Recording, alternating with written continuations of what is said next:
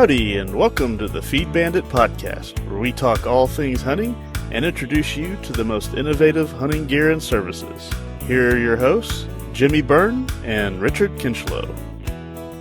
Howdy, folks. Welcome back to the Feed Bandit podcast. Jimmy here, and I'm joined by the Corn Bandit, Richard. What's going on, sir? No, I am no longer Corn Bandit.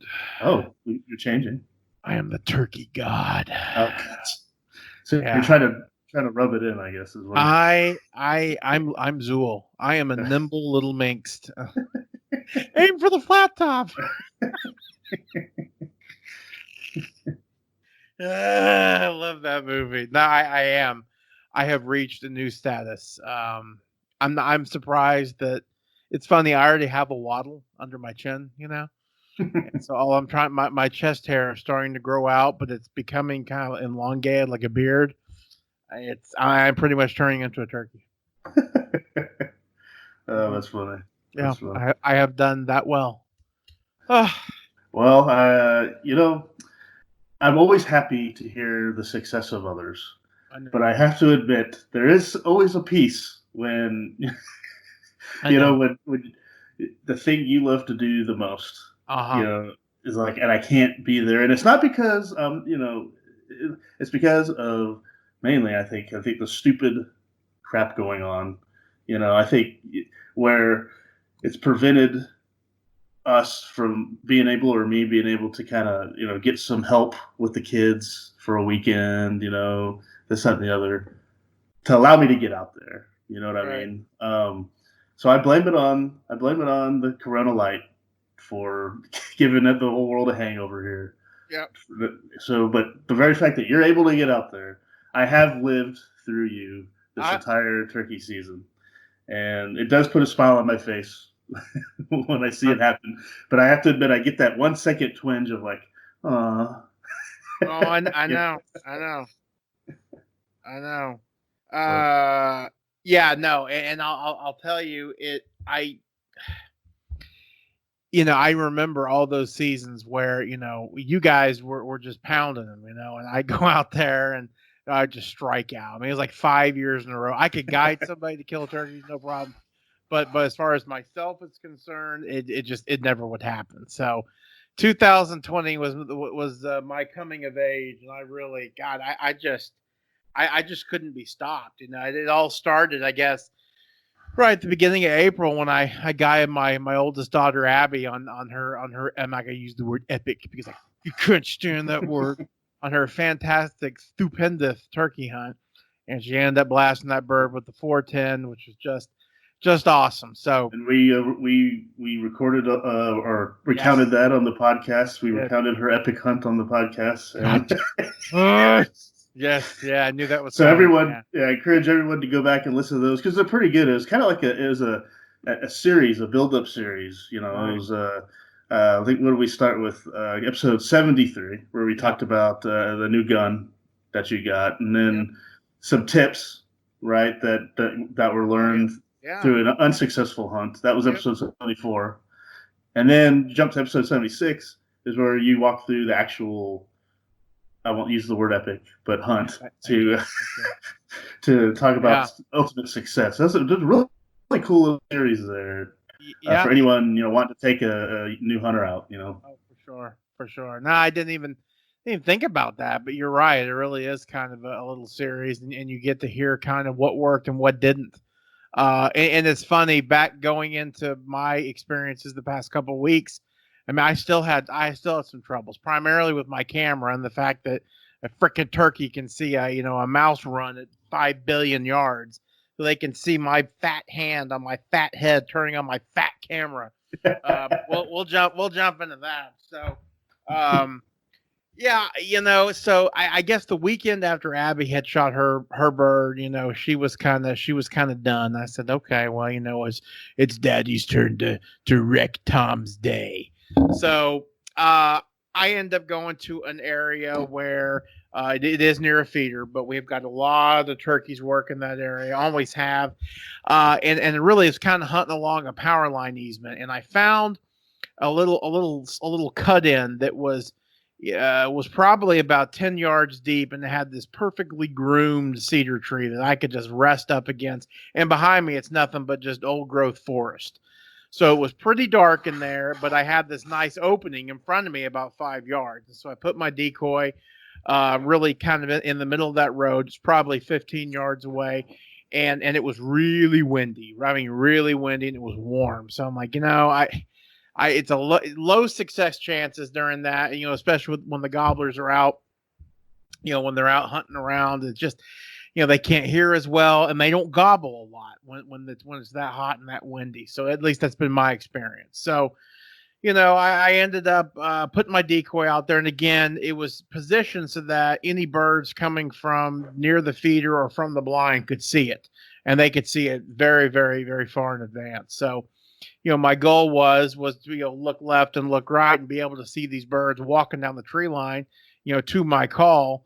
And as they step into the opening, I just pop them, and I thought this was a pretty much foolproof plan. So I get situated, and I start my calling, and typically when it's windy, when it's windy and hot, and I'm in this particular area that that the sound doesn't echo all that well. I typically will put my box call to use, and I'll really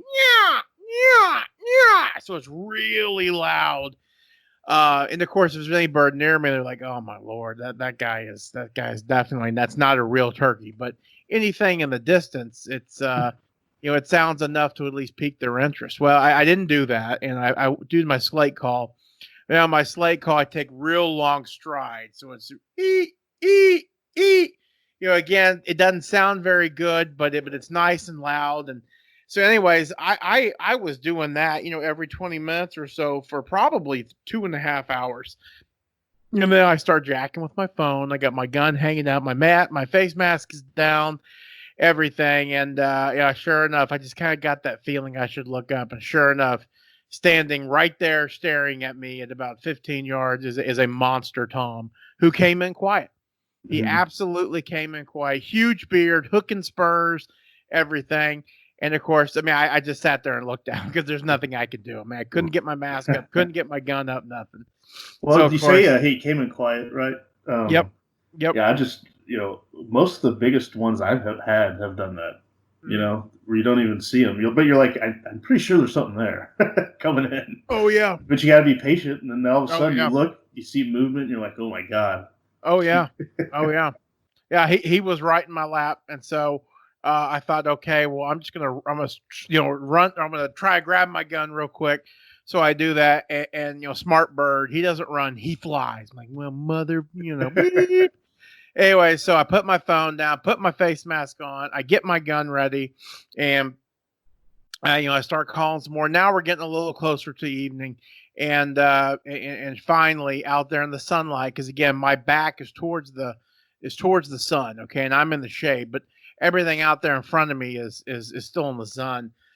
I see 3 red heads, and I'm like, okay, great, these are gobblers, and I get ready, and I get ready, and God bless it. From that first little turkey screw up, my damn camera was pointing straight at the ground, and so, but I was able to get my hand up and at least turn it on. The second I turned it on, how they saw me, I do not know, but 2 of them turned around. Another one took 2 more steps.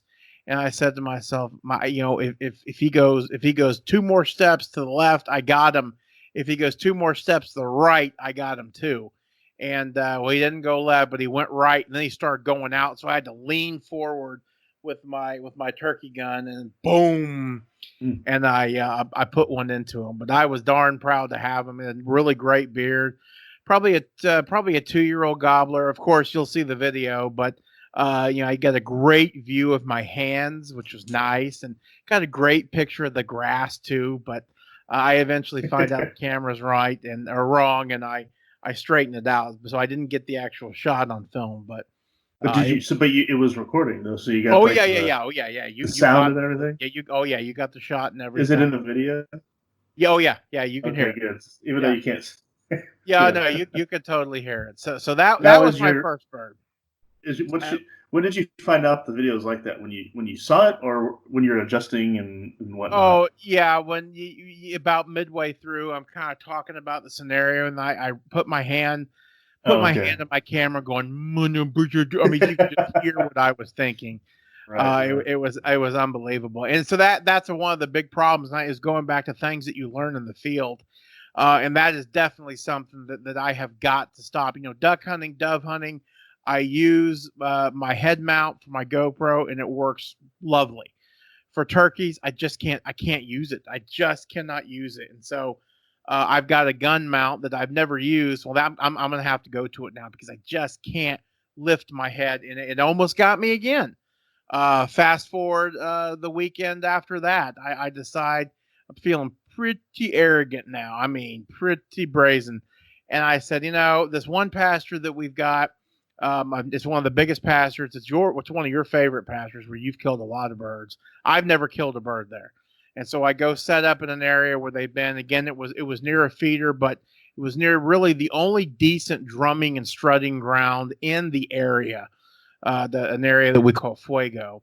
And I was sat back. I was positioned near the feeder, but back in the thick stuff. And let me tell you, it was creepy. And I don't really get the willies, but I'm pretty sure that I had many a serpent near me. But this time I decided to take Abby's that Stevens 410, and so, going back to the whole story with the 410, we had shot a bunch with some of those just regular 410 rounds, and then I finally was able to get the tungsten rounds in. Well, I didn't have time to sight it in, so I just told Abby, when in doubt, go for the neck. You'll be in great shape.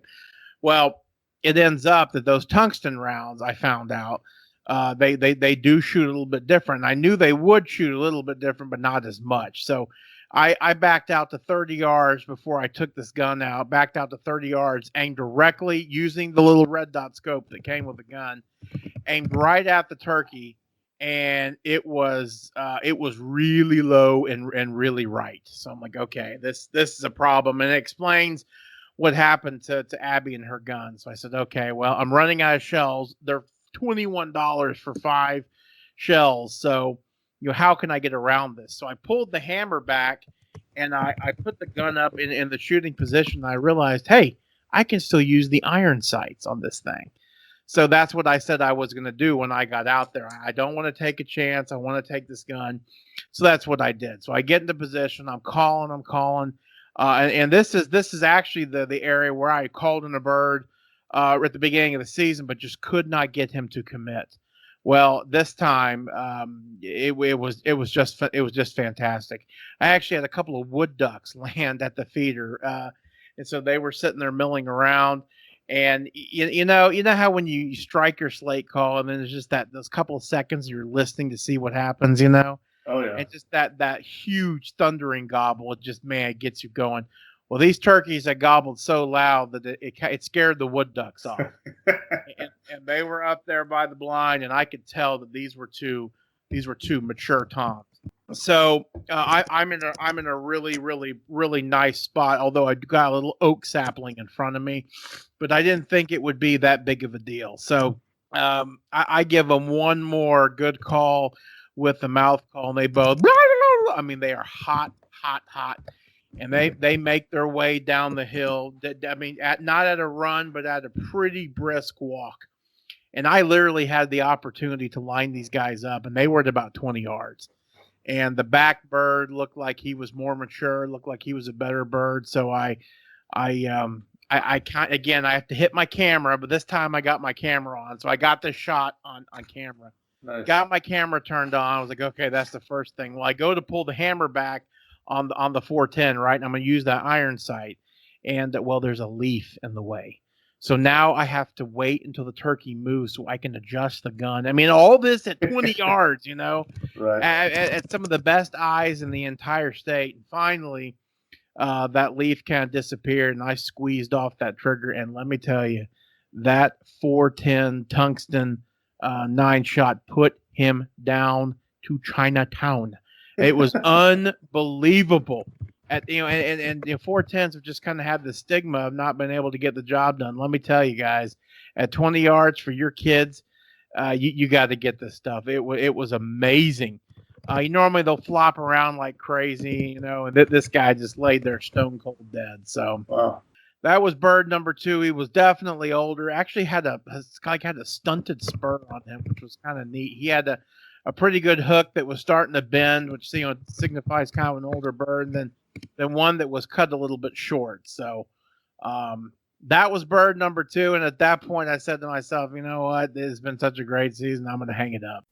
Hey, hold on one quick moment. Hey folks, have you ever wished that there was an easier way to find the hunting feeds, supplies, and services you need, when and where you need them? If so, check out our hunter search at feedbandit.com, where you can see what hunting suppliers are in your area or are on the way to your land. Don't waste any more precious time searching Google or calling around for feed, blinds, feeders, or even outfitters. Just use our targeted search for hunters, the Feed Bandit Hunter Search, over at feedbandit.com. We'll find your feed. That same weekend, my brother-in-law, they've been quarantining for, since like early March. And so since we have been quarantined, we decided to quarantine together. Quarantine together. That's right. Quarantine together. And, just be safe. No open mouth kissing, things of that nature. What you typically do with your brother and sister-in-law. All right. So he sat, funny enough, Jimmy, he sat at the exact same place, of course, not in the right spot, where you sat in when you called in your last bird. Okay. And I told him about your story, and of course, he sat across the road and potentially one of the worst spots possible. But guess what? It worked. He started calling, and a big old gobbler came strolling down that road right behind that tank right at him. But unfortunately, he was in the wrong spot. So we decided to go to a different pasture. And where we were hunting this time was kind of sorted between 2 feeders. It was near this big protein feeding pen that we've got set up. And then the corn feeder was probably 50 yards away. And what happens is at this location, the birds typically work between the protein feeder and the corn feeder. So if you set up near one of those, you're probably going to be screwed. And Abby and I did that, and the birds were at the protein feeder. They were henned up. We couldn't bring them any closer. So what my brother-in-law and I did is we sat we have these old growth cedar thicket, and we basically cut a little slit through and I sat right behind him. And and he was out front. We had our decoy out in front of us. We unscrewed the butterfly pin or the butterfly nut, the butterfly nut, so that the wind would twirl it around. So it was great. I mean, this turkey, it was pretty windy. This turkey looked like he was on speed. You should have seen. Woof, woof, woof, woof. And so we had him out there. And again, the goal is to have the turkey looking into the sun, right? For you to be comfortable and in the shade, and then to put that decoy where birds coming from all around are going to see it. Okay, and decoys don't always do the job, but later in the turkey season, when the hens are on the nest, they're not interested in breeding. A good decoy placement is absolutely everything, and it'll get the attention of these toms, and jakes. So we settle in, and I start calling. And again, it's pretty windy. And then so over to our right is the corn feeder. And we get a hen to respond back. I'm thinking, God, please don't. No, that's not good. And this hen walks over, and we've got video of her. They're right there at the decoys, and just everything. I was trying to wave with my arms at her, telling her to get away, because we know what happens. That hen gets out there, and if there's gobblers within sight, guess who they're going to go to? Right. Or she never left. She never left, despite we were throwing sticks at her, everything. I've never seen anything like it. So she never left. And right as we were kind of gave up, I finally get my first gobble, and it's coming from behind me. So I'm like, well, that's perfect. Even if this hen does stay around, he's probably going to walk between the protein feeder pen and us. There's a tree there. He comes around that corner. He's dead. He's getting progressively closer. And then all of a sudden, Rich goes, "What's that?" And right at the far corner of the pen, we see 4 blood red heads. They turn the corner, and they start running to our decoys. And when I say running, I mean running. And I got a pretty good video of it. They run right into the decoys, and one of them was a younger gobbler, wasn't a Jake, and then the other two were Jakes. There was three of them. And so, I'm telling my brother-in-law, shoot, you got to shoot now, because it's just a matter of time before they find out that hen decoy is not real. And so he shoots, and he's probably at 15. No, he's probably at 10 yards. Wow. He shoots, but he hits the thing, kind of in the body. And I'm like, oh my God. And of course, then as he does that, I put the kill. Of course, turkey's blown back. He's shooting a 3.5 turkey lobe. Turkey's blown back, but then he starts walking off. So I said, shoot him again, shoot him. So he shoots again. And I'm sitting there thinking, and I didn't get the second shot on camera because I was just mesmerized. Like, how is this happening? So finally he barely limps off, and he's kind of laying down, and his buddies kind of beat him up for a second, as they typically do. Well, Rich and I go over there, and it's all on video, but we determine he's alive. Rich finishes him off, and it's a done deal. Yeah. So what was he shooting? He was shooting. He's shooting that Benelli Super Eagle with the Carlson's choke, turkey choke. So he tells me. So I asked him. I said, "Have you ever patterned this thing?" And he says he hadn't. He said, "Well, the last time I shot a turkey, something very similar happened, but I ended up killing him. It's just it's almost like it's not aiming." And I said, "Well, Rich, you got to be jerking the trigger. I don't know what's going on." So we get one of those turkey chokes that we were talking about on our last, turkey targets we were talking about in the last podcast, and we set that thing up, and I fire at it. We're standing at 20 yards. I shoot at it, and the shot is completely and totally to the right of the head. And it's a great pattern. I mean, it destroyed the paper. So the choke's doing the right thing. That the bullets are it was completely to the left of the head. It was unbelievable. I'm like, what is going on? So I chamber another one. This time I aim just to the right of the head, and I fire, and it hits it right in the head, completely destroys it. So I am thinking to myself, the target's not moving, so you're not have to lead it. Yeah. And I said to myself, this is so bizarre. I have no idea what's lead. going on. Yeah. And so I ended up, my dad ended up calling one of our dear friends who's a gun expert, and without a hesitation in his voice, he said that in between the stock and the butt plate of all shotguns for sure, but I think rifles as well, there's a thing called a shim in there. All right. And of course, we all know what shims are for other applications, but there's also one for these. Well, they make them for a right-hand shooter, and they make them for a left-hand shooter. And so he asked me, okay, your brother-in-law's gun, is the ejection port to the left or the right? I said, well, it's to the right. And he said, okay, well, what's probably happened is that when they put the shim in there, they put it in backwards. And it's probably a left-handed shim in there, and that's why it's doing that.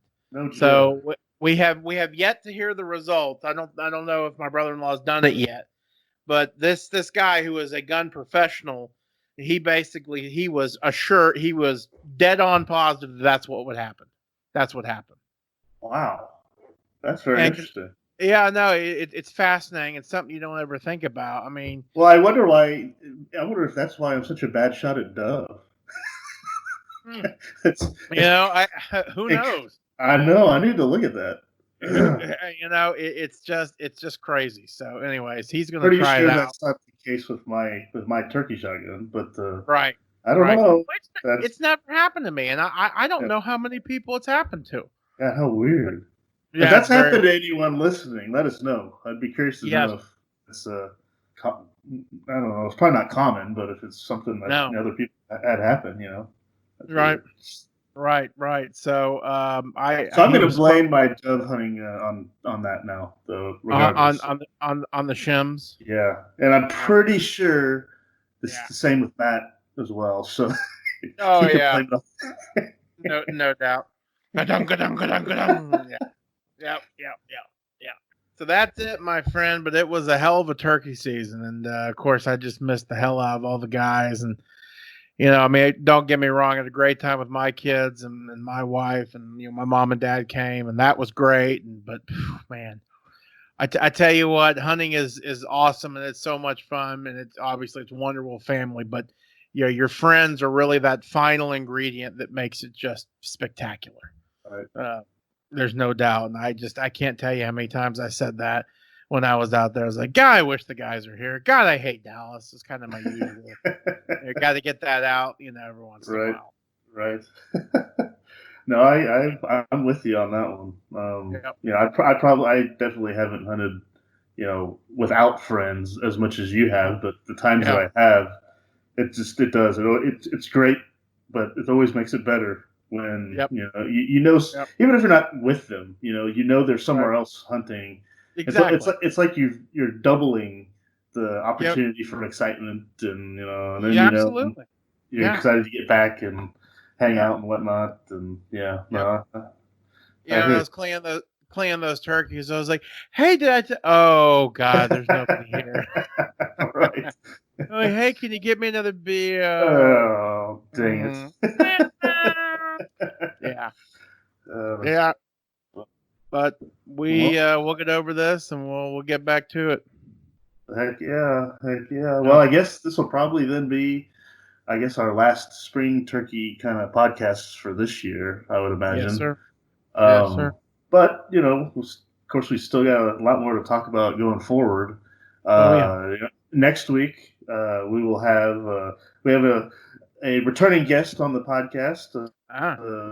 Talked to last year, and we're excited to catch up with him and about his business. We'll be talking to Adam Whitehead of Sportsman's Box. They're doing a lot of cool things over there. So everyone listening, be sure to check out next week as well, the podcast, and it'll be fun to talk to him. So, for sure. Yeah. So cool. You got anything else then on this one? That's about it, amigo. Support your local feed store, folks. Well, now hopefully is the time. Yes, totally, absolutely. And I was just going to say, hopefully next year I'll be able to add a little more to the hunting story conversations. So absolutely. And I'll go back to my usual. Yeah, I shot one out of the blind. It was great. I didn't have to get camoed up. I shot him in my cutoff shorts and cutoff shorts. Right. All right. Well, very good. So with that, everyone out there listening, thanks again for tuning in. Anyone who was able to go turkey hunting this year, I mean, we'd love to hear your story. Send it in, no matter if you how run of the mill or crazy it was. We'd love to hear it. Shoot us an email, howdy@feedbandit.com, and let us know. And if you want, send us a picture. We'd love to see the harvest. But with that, thanks for everyone for listening, and we'll catch you on the next one. Thanks for listening to the Feed Bandit podcast. If you like what we discuss on the show, be sure to sign up to our email list to get even more killer hunting ideas, tips, tricks, and exclusive deals on innovative hunting gear and services delivered straight to your inbox. Sign up over at feedbandit.com or simply by texting the word bandit to 33777. See you on the next one, and remember, support your local feed store.